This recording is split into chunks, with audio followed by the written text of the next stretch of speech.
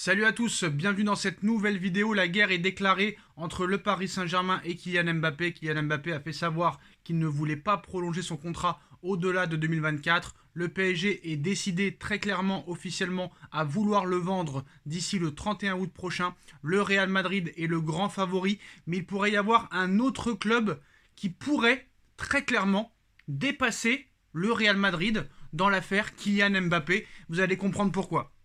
Avant de parler de ce dossier très épineux, qui va durer plusieurs semaines je pense, Cher N'Dour vers le Paris Saint-Germain. Le joueur de 18 ans va bel et bien s'engager avec le Paris Saint-Germain.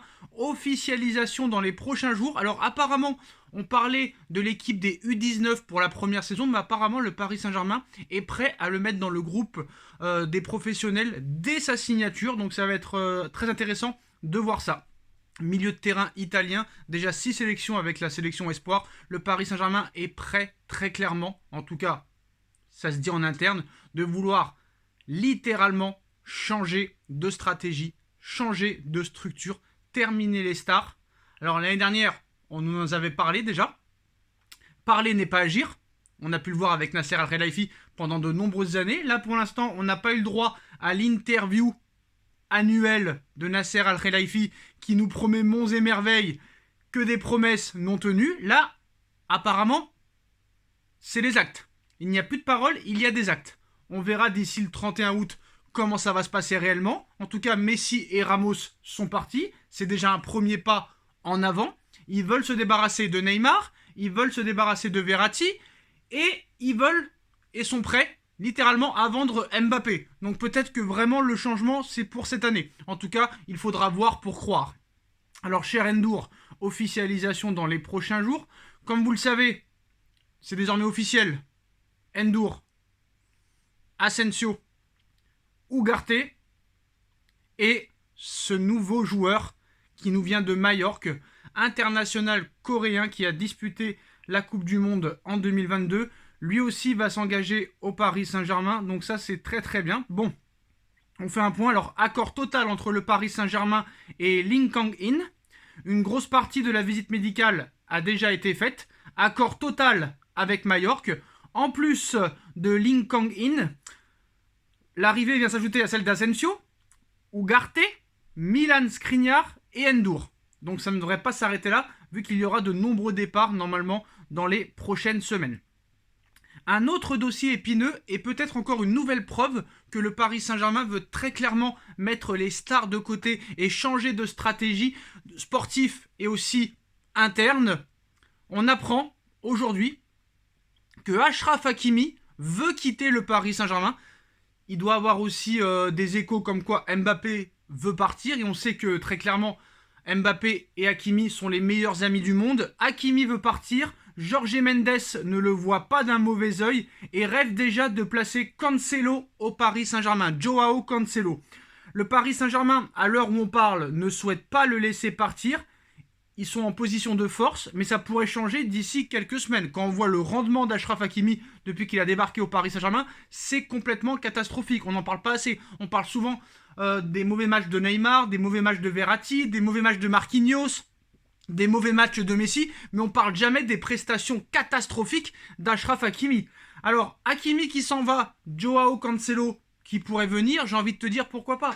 Encore une fois, qui sera l'entraîneur du Paris Saint-Germain? Julian Nagelsmann, José Mourinho, Luis Enrique, Thiago Motta, ça, pour l'instant, personne ne le sait. En tout cas, moi, je ne serais pas contre un échange Cancelo-Hakimi. Hakimi n'a rien démontré au Paris Saint-Germain en 2 ans. Donnez-moi un gros match d'Hakimi contre une grosse équipe, il n'y en a pas. Très clairement, il n'y en a pas. À part peut-être le match contre le Real Madrid l'année dernière, sous l'ère Pochettino, quand on a gagné 1-0 sur un but de Mbappé à la 90e. C'est peut-être le seul bon match d'Achraf Hakimi au Paris Saint-Germain.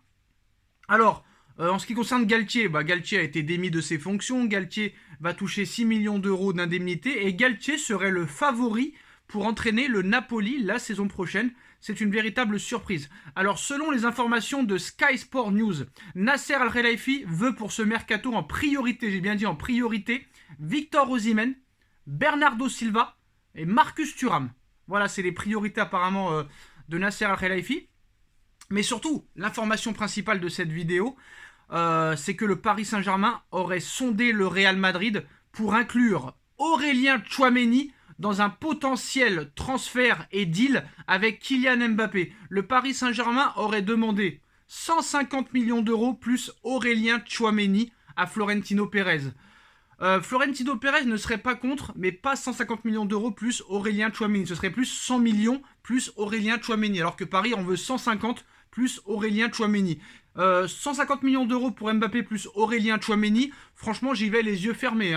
Ça te permet non seulement de toucher une indemnité de transfert, mais en plus de ça d'avoir un bon milieu de terrain. Donc ce serait vraiment très très bien. Alors, avant de revenir sur le dossier Mbappé, la piste Julian Nagelsmann et Luis Enrique au Paris Saint-Germain sont les plus chaudes. Problème avec Nagelsmann, c'est que le Bayern veut entre 10 et 15 millions d'euros alors que Luis Enrique est libre. Priorité pour l'instant peut-être à Luis Enrique, mais ça va se jouer entre Julian Nagelsmann et Luis Enrique. Alors, le PSG veut aussi devancer la concurrence pour Arda Güler. Des négociations sont en cours. Paris est prêt à complètement changer l'équipe. C'est-à-dire au revoir Messi, au revoir Ramos, au revoir Mbappé, au revoir Donnarumma, au revoir Marco Verratti, au revoir d'autres joueurs aussi, et peut-être tout changer. Alors, en ce qui concerne les dernières infos sur Kylian Mbappé, le PSG est prêt à vendre Kylian Mbappé après avoir longtemps fermé cette idée, après avoir été longtemps fermé à l'idée de laisser partir son attaquant vedette. Paris est désormais prêt à le céder contre une indemnité de transfert. La preuve que l'attitude des dirigeants du Paris Saint-Germain peut-être a changé, ça c'est une bonne chose, mais aussi ce qu'il faut savoir c'est que peut-être que Paris veut non seulement très clairement changer d'attitude, de stratégie, de structure, mais aussi peut-être un petit peu se désengager du Paris Saint-Germain. Il faut rappeler que les Qataris sont en pleine négociation pour pouvoir racheter Manchester United. Et on parle depuis quelques heures d'un intérêt très sérieux de Manchester United pour Kylian Mbappé. C'est peut-être pour ça que Paris est prêt désormais à le vendre, pour peut-être rester sous pavillon qatari.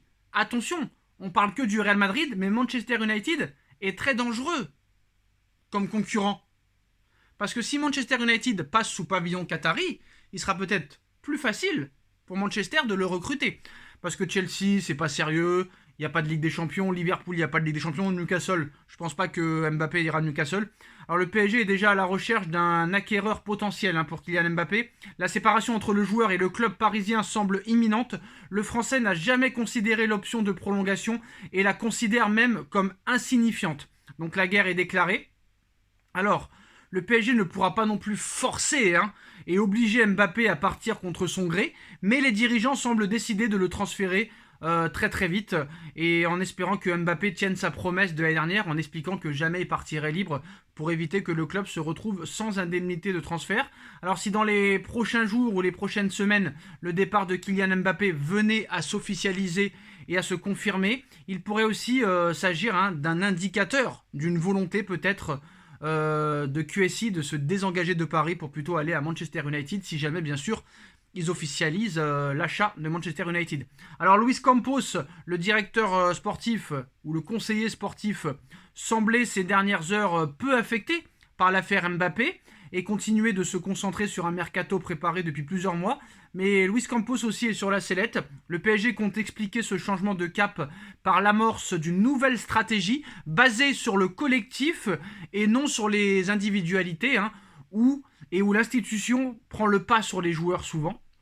Alors il y a un an, Doha était prêt à tout pour prolonger Mbappé. Aujourd'hui, les relations sont très orageuses et très tendues entre Nasser Al-Khelaifi et le joueur, ainsi que son entourage. On dit que l'état-major parisien est extrêmement irrité par l'attitude de l'attaquant français. Donc voilà, apparemment il va y avoir un nouveau cabinet d'agents qui va faire son apparition dans 3 semaines. Il sera détenu par l'entourage de Kylian Mbappé. Alors, il y a Kylian, il y a Ethan, il y a Ryan Cherki, il y a Achraf Hakimi qui pourraient possiblement les rejoindre. Mais voilà les dernières informations. Dites-nous en commentaire ce que vous en pensez. On like, on partage, on commente, on s'abonne. On se retrouve très vite pour une nouvelle vidéo. Tchuss.